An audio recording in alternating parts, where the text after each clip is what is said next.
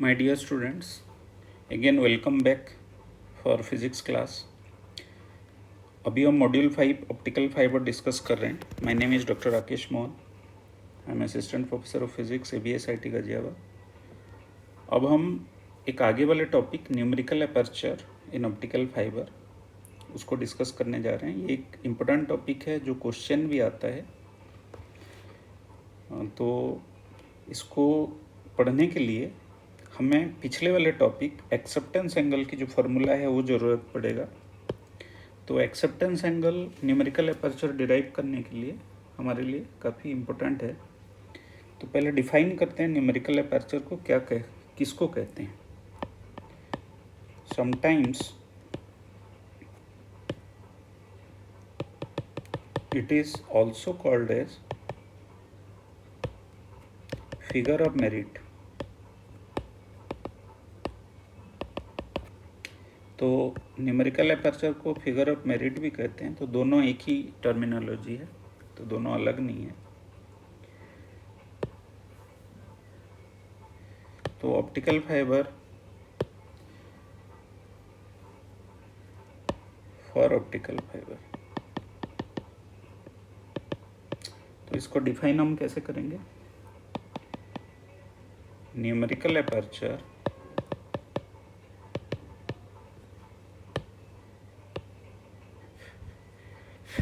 determines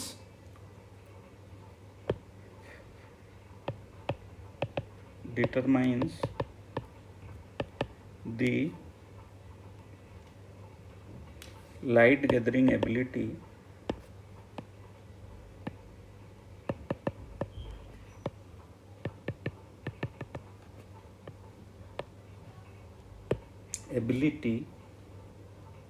of the fiber. किसी भी fibre में कितने लाइट बीम को फाइबर ऑप्टिक केबल अपने अंदर ट्रांसफ़र करवा सकता है, उस कैपेबिलिटी या एफिशिएंसी को न्यूमेरिकल अपर्चर कहते हैं. दूसरे शब्दों में हम बोलें कि न्यूमेरिकल अपर्चर यही डिसाइड करता है फाइबर की कि कितने ज़्यादा नंबर ऑफ बीम्स को अपने अंदर ट्रांसफ़र करवा सकता है. तो इसको मैथमेटिकली जब हम डिफाइन करते हैं, इसको कैसे डिफाइन करेंगे. This is also defined as the sign of acceptance angle. तो numerical aperture is sine of I0 भी लिख सकते हैं, या N1 square minus N2 square भी लिख सकते हैं. तो ये एक तो डेफिनेशन इसकी ये हो गया न्यूमेरिकल अपर्चर, इक्वेशन 1. एक और भी चीज़ मैं बता देता हूँ. Numerical aperture for short distance communication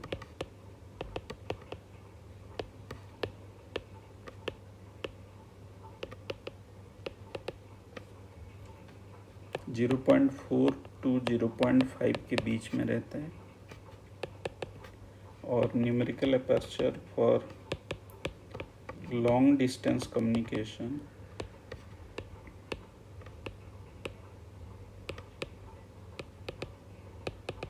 0.1 to 0.3 के बीच में रहता है. अब न्यूमेरिकल अपर्चर को डिफाइन कर दिया, उससे फार्मूला भी लिख दिया, लेकिन अभी इसकी और एक प्रोसेस है जिसको हम डिस्कस करने जा रहे हैं. So the numerical aperture in terms of refractive index is also defined as delta. Delta किसको कहते हैं. Refractive index between core and cladding divided by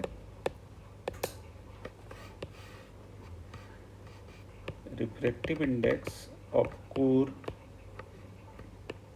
of optical fibre. तो कोर क्लेडिंग की डिफरेंस डिवाइडेड बाय कोर की refractive index, इसको हम भी एक दूसरा टर्म यूज करते हैं डेल्टा, और डेल्टा की वैल्यू को सपोज हम मैथमेटिकली लिखें तो ये n1 माइनस n2/n1 भी हो जाएगा, और 1 माइनस डेल्टा को n2/n1 भी लिख सकते हैं, और n2/n1 को 1 माइनस डेल्टा भी लिख सकते हैं। This is 2 equation number. तो इंडस्ट्री यही पैरामीटर यूज करता है, इसलिए हम शायद इसको पढ़ रहे हैं। तो डेल्टा के टर्म से न्यूमेरिकल एपर्चर को कैसे डिफाइन करेंगे? सो फ्रॉम इक्वेशन 1 जो न्यूमेरिकल एपर्चर को हमने n1 square minus n2 square लिखा था, उसको n1 1 माइनस n2/n1 स्क्वायर भी लिख सकते हैं, और n2/n1 को डेल्टा से हम इसको डिनोट भी कर सकते हैं। तो n1 1 माइनस डेल्टा स्क्वायर लिख सकते हैं इसमें using equation 2। 1 minus delta square हम इक्वेशन 2 से n2/n1 को यूज कर लिए यहाँ, अब देख सकते हैं दिस इज n2/n1 इक्वेशन 2 में ऑलरेडी है, तो 1 माइनस डेल्टा हमने यहाँ यूज कर लिया, 1 माइनस डेल्टा। इसको सिंप्लीफाई करेंगे तो फार्मूला बन जाएगा n1 ब्रैकेट के अंदर 2 delta minus delta square, 2 delta minus delta square, equation 4। अब इसको सिंप्लीफाइड वे में भी ऐसे भी लिख सकते हैं, वी कैन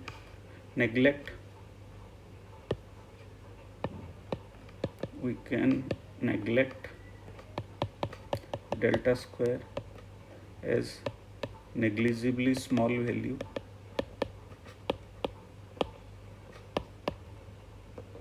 तो हमारे जो फार्मूला वो हो जाएगा numerical aperture is equal to n1 into 2 delta. So this is also generally used by industry for calculating numerical aperture. तो सपोज दोनों रिफ्लेक्टिव इंडेक्स की difference with respect to n1 हमें पता है, इसको रिलेटिव भी बोलते हैं, तो हमारे पास ये फार्मूला है न्यूमेरिकल एपर्चर की, तो इसको भी हम यूज़ कर सकते हैं। So this is how we decide the light gathering ability related to an optical fiber through numerical aperture parameter। तो आज हमने न्यूमेरिकल एपर्चर के बारे में पढ़ा, और वो कैसे फाइबर ऑप्टिक के अंदर, केबल के अंदर कितने लाइट बीम जा सकती है उसको डिसाइड करता है। तो इससे न्यूमेरिकल भी आता है, हम आगे क्लास में इससे रिलेटेड न्यूमेरिकल भी सॉल्व करेंगे। So this is what we have discussed today in this class about numerical aperture. Thank you very much.